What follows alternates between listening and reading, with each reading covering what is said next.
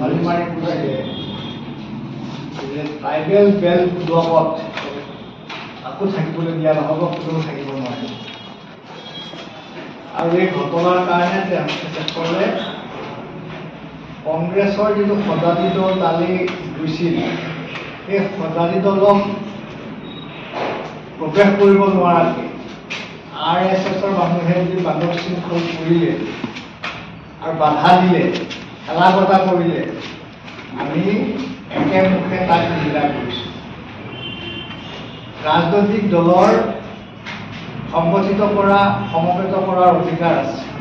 সেই অধিকাৰৰ ওপৰত এটা জঘন্য আক্ৰমণ উৎকণ্ঠাই জন্মিছে।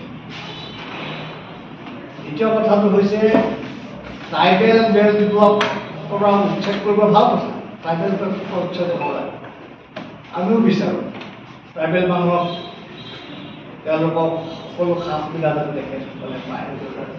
কিন্তু লগে লগে মই এটা কথা দৃষ্টিগোচৰ কৰিব খুজিছোঁ যে মই জনাত ডিমৰীয়া গোটেই ব্লকটোৱে ট্ৰাইবেল ব্লক। একেবাৰে সোণাপুৰ যোৰাবাটৰ ওচৰৰ পৰা যায় কিন্তু জাগিৰোডৰ ওচৰলৈ।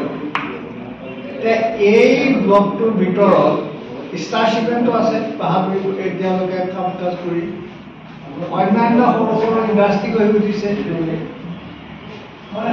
ট্ৰাইবেল বেল্ট ব্লক বন্ধাৰ পিছত কি হয় যে ট্ৰাইবেল বেল্ট ব্লক বন্ধাৰ আগতে যিবিলাক মানুহে তাত বসবাস কৰি আছে তেওঁলোকক কোনো ক্ষতি কৰা নাই, আৰু তাৰপিছত যিমানবিলাক মানুহ আহে সেইবিলাক তাৰ কাৰণে অবৈধ।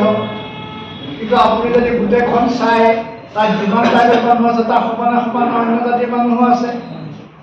তেতিয়া এইটো বৈষম্য কিয়? খালি কেইটামান নদী ভঙা মানুহ, কিছুমান নামটো মই জানো ব্যক্তিগতভাৱে, আমাৰ বুঢ়ামুৰি মৰিগাঁও জিলাৰ বুঢ়ামুৰি অঞ্চলৰ মানুহ, আৰু ইফালে কিছুমান দৰঙৰ ঈশ্বৰৰ লগত থকা মানুহ। তেওঁলোকে নিজৰ ঘৰখনেই কোনো ফূৰ্তি দেখা নাই। নদীয়ে পাৰ খহোৱাৰ পাছত আপোনালোকে যাব মৰিগাঁও ব্ৰহ্মপুত্ৰই কেনেকৈ খহায়। খহোৱা মানুহবিলাকৰ ৰখাৰ জেগা নাই, শ্মশানত ঘৰ পাতি আছে, আৰু বাকী যিবিলাক বাঢ়ি আছে সেইবিলাক ক'ত যাব? য'ত খালী মাটি আছে খালী মাটিতে আহিব। সেইকাৰণে কমিউনিষ্ট পাৰ্টীয়ে আগতে 1930 চনতে কৈছিল যে খালী মাটি আমি পেলাই থ'ব নালাগে, আমাৰ থলুৱা বাসিন্দাসকলক মাটি দিব লাগে। কিন্তু আজি খালী মাটি থকাৰ কাৰণে মানুহে বিচাৰি আহিছে। আপোনালোকে ৰক্ষা কৰিব খুজিছে, ৰক্ষা কৰক, কিন্তু এই ধৰণে উবাই মানুহক দৌৰাই দৌৰাই পঠোৱা এইটো কাণ্ডক আমি মানে নিন্দা কৰিছোঁ, বেয়া পাইছোঁ। আৰু অন্যহাতে হয়তো সংখ্যালঘু মানুহেও হাতত লাঠি চাঠি লৈ খেলি আহিছিল, পুঁজি মাৰিছিল, ৰিয়েকশ্যন জাৰি ৰিয়েকশ্যন যোনে যিমান পাৰে কৰিছিল। গতিকে আমি কাকো উৎসাহিত কৰিব খোজা নাই, আমি এই দুইটা অত্যাচাৰকে আমি অলপ নিন্দা কৰোঁ, আৰু লগে লগে এটা শান্তিপূৰ্ণ মীমাংসা হ'বৰ কাৰণে কোৰ্টৰ জাজমেণ্ট আছে। ক'ৰবাত যদি উচ্ছেদ কৰিব লগা হয় তেতিয়াহ'লে সেই পৰিয়ালসমূহক বিকল্প সংস্থাপনৰ ব্যৱস্থা কৰিলেহে এইটো উচ্ছেদ হ'ব পাৰে। গতিকে এইটো এটা আমাৰ পইণ্ট। দ্বিতীয় কথাটো হৈছে যে অলপতে শিৱসাগৰত যিটো আমাৰ এগৰাকী ছোৱালীৰ ওপৰত যিটো অত্যাচাৰ মানে আক্ৰমণ কৰিলে, তাৰতো এতিয়া স্বাভাৱিকতে শিৱসাগৰৰ মানুহ জামু খাই উঠিছে, সকলো জামু খাই দিব আক্ৰমণ থকা আমি অসমীয়া জাতিৰ মানুহ হিচাপে। কিন্তু তাত লৈ পেলাই ৰাজনৈতিক মুনাফা উঠাৰ কাৰণে চৰকাৰী মন্ত্ৰীসকল গৈ পেলাই তাত বাহৰ পাতি পইচা আদায় কৰি মোকাবিলা কৰাৰ পিছত পিছদিনাখনৰ পৰা ৰাজ্যখনত মিয়া বিৰোধী এটা ঢৌ এটা আৰম্ভ হৈ গ'ল। এইটো কোনোবা ৰেকৰ্ড নিউজে কিবা আলোচনা হৈছে। গতিকে মিয়া খেদা আন্দোলন আৰু বহিৰাগতৰ আক্ৰমণটো একেভাৱে চাব নোৱাৰোঁ। এতিয়া বহিৰাগ ব্যৱসায়ীসকলে সেইটো কৰাৰ লগে লগেও আমি যদি চাই হিন্দী ভাষী হিন্দী বলয়ৰ এটা এক্সপানশ্যন সাংঘাতিক ধৰণে অসমীয়া ভাষিক সম্প্ৰদায়ৰ কাৰণে এটা যথেষ্ট সংকটৰ বিষয় হৈ আহিছে।